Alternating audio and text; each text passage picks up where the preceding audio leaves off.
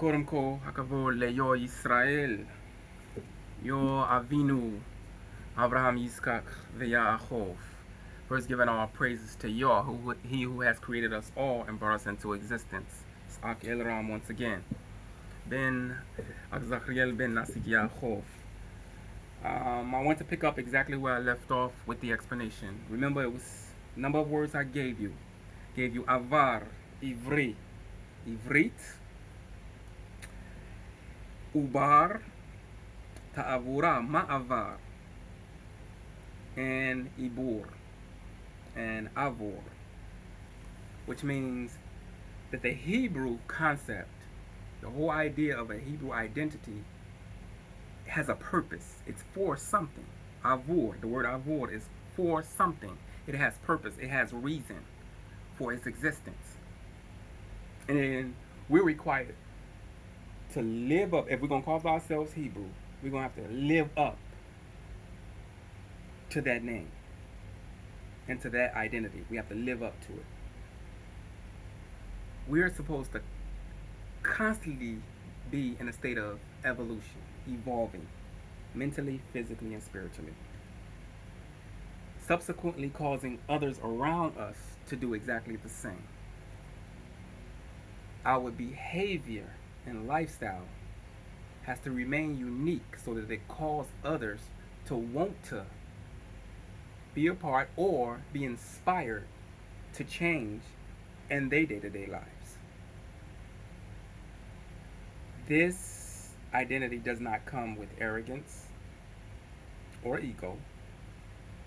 This particular inheritance is also exemplified through our father Abraham. If you go through the scripture and read the different stories and the encounters that our father had, you'll see how he dealt with every such situation in such a way that he had a spirit that was so humble and so powerful at the same time. That every time he went, he never took the position of, I'm Abraham, I'm chosen, so you have to move for me, you have to do what I say. He went in the spirit of, I don't want to impose upon your position. When he had to bury his wife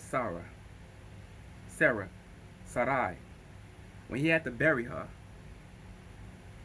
instead of going into the land and just imposing his position or his image in the people's faces and saying that, like, look, I'm gonna bury here, he said, I will go and bury her somewhere else because this is not my land, this ain't what's in, and I'm gonna have respect for y'all. You know the kind of heart and the kind of character that takes? And the people told him, absolutely not. You know who you are. So it's just little small things like that, wherein even if you have power, you don't take advantage of that power. You have to still be humble and have some humility, and people respect humility. Remain strong, remain powerful, but yet be humble, knowing knowing your power, knowing how powerful you are, but keep a level of humility. This is the character of a Hebrew being. That's the character. They're ever evolving. Every day they're being reborn. They're in a state of being a fetus. That's why it was mentioned. That's why the root of it comes down to being a fetus. See, that's why I love the Hebrew language, because it teaches you and it shows you these things, and it encapsulates a whole Hebraic thought that lets you know what's being meant when it says Abraham ha-Ivri. That means he was living his life this way. 75 years already, he was in the making of being this way. He didn't pop up this way and y'all just blessed him. He already had a certain unique way about himself that caused y'all to say, this is a very unique individual. Very unique individual. He house and possess what it takes to be blessed and for other people to be called by his name. And so it brings into question for us to ask ourselves, how worthy are we? How worthy are we? Have we taught other people? Have we inspired or motivated other people to make changes? Because that's what Hebrews do. Sometimes just by their presence alone, they cause and motivate people to be better people. What have we done as individuals, you, me? What have we done to cause others to be better, to live better, to think better? So this Hebrew language, along with Hebraic thought, is a part of your identity. And this equips us more when people ask you, are you a Hebrew? What can you tell them? Using the scripture, everybody uses the scripture. That's one aspect of it. But we have to tie into this language so we can be able to define these things and get a full explanation and a full understanding of what it is our responsibility is and what we must do. Because if we don't, we'll get caught up in a bunch of definitions defined by others and not ourselves and what we understand. So that whole understanding of being a Hebrew, do you really want that responsibility? Ask yourself. The responsibility of having to influence others, having to maintain a certain unique lifestyle. That's what the commandments is all about. And because we made excuses about why we can't follow them, it diminished our character, and therefore we fell slightly every time throughout the fall from being Hebrews. But yet in Yah in his mercy, mercy allowed us to still be called the children of Yah. This is something that we really have to understand at this particular time. Also, dealing with the Hebrew language, so we can understand that when you talk about being a Hebrew, along with this point, you're talking about an individual who transitions from one stage, I mentioned that before, from one stage to another. So if you're transitioning from one stage to another, then what you're actually doing is, again, as I've stated, you're causing a change in yourself every day and a change in others. Just that the language Ivrit speaks to a language of change. I'll give you a small example. What's the word for your teeth? Shame. Shinaim, your teeth. It's shame. That's the root word, shame. But shinun, in that word is the bill for other words, which is shana, which means year. Shinui means change. You get that? But what do your teeth got to do with change? Because it's speaking to what your teeth are for. Your teeth has a responsibility, and it's describing the responsibility of your teeth. It changes the form of the things you put in your mouth.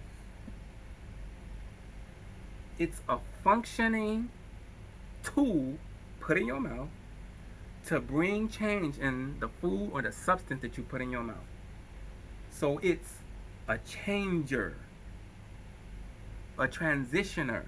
It's constantly, whatever you put in your mouth, it doesn't remain whole. When you chew it, it's changing. That's the function of your tooth. Lashon, everything that come out of your mouth has to be constantly changing. The thoughts are constantly elevating. Therefore, what comes from your mouth is constantly changing, constantly evolving, and constantly producing. I'm going to get into that another time, that subject, in terms of our responsibility for being producers. And that goes into your responsibility, not just as a Hebrew, but as a human being on this planet. What a real human being is.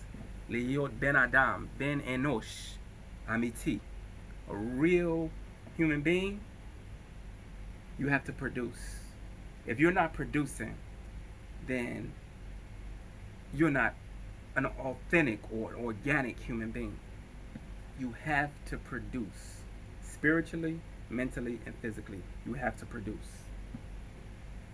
So when we talk about being a Hebrew, we got to really, really consider what we're saying. Do we want that responsibility to maintain a certain level of character, a high level where we're constantly evolving, constantly transitioning from one level of consciousness to another? Our spirituality is at a whole nother level.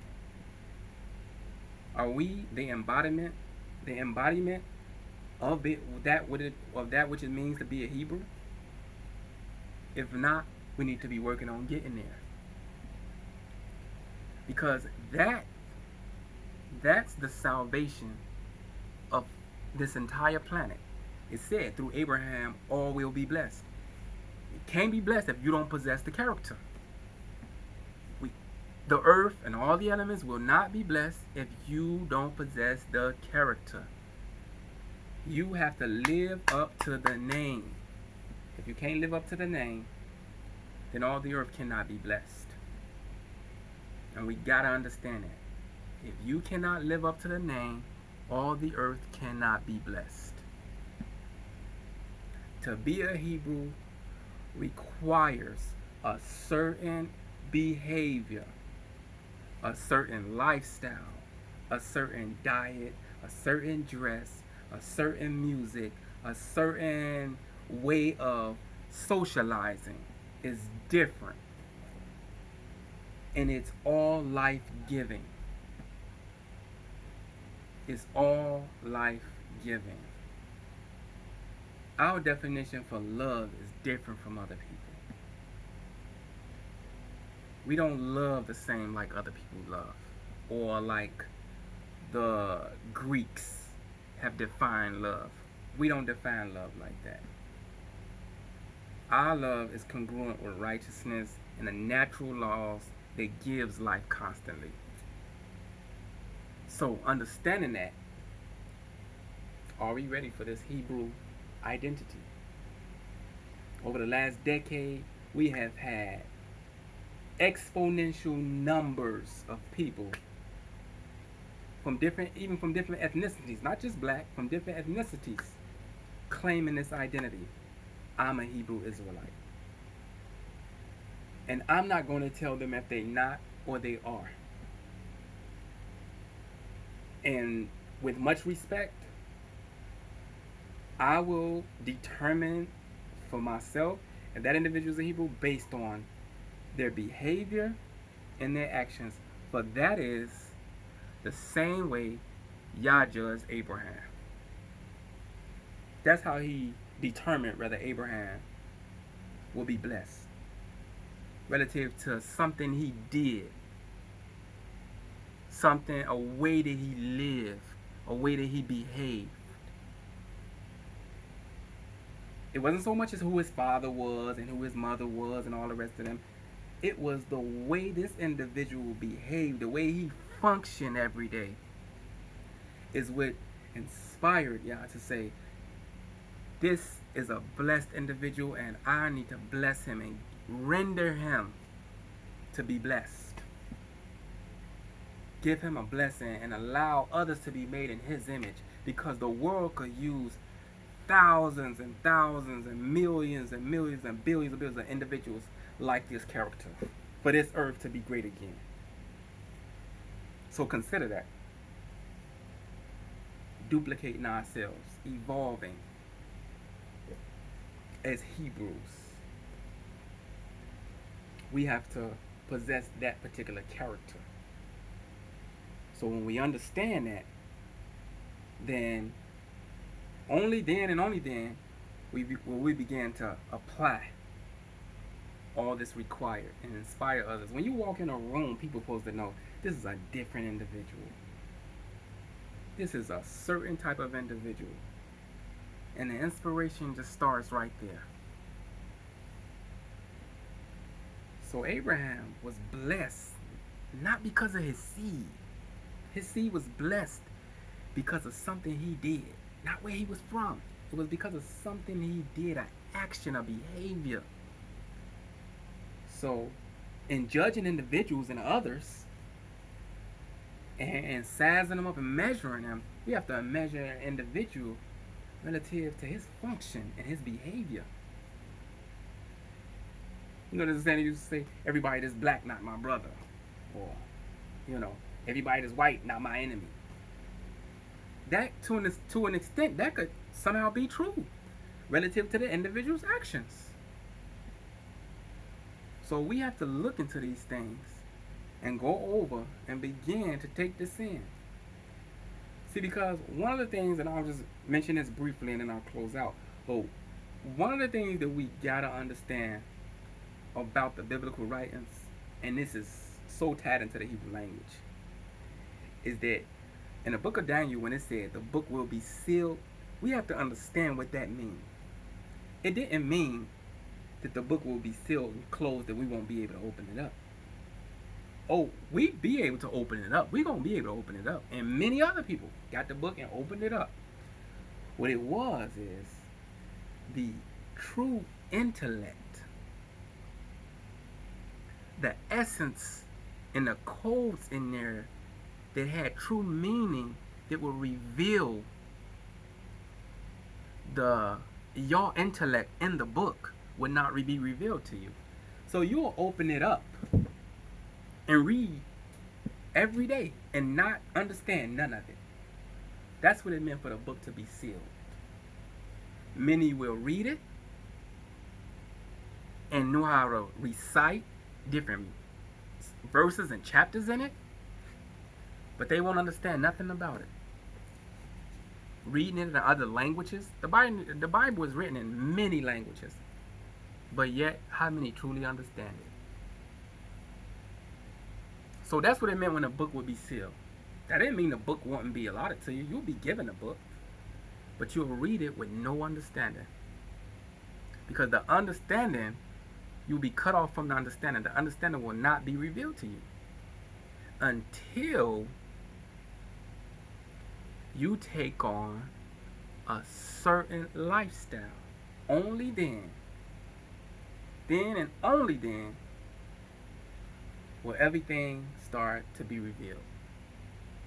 Only then everything will be revealed to you.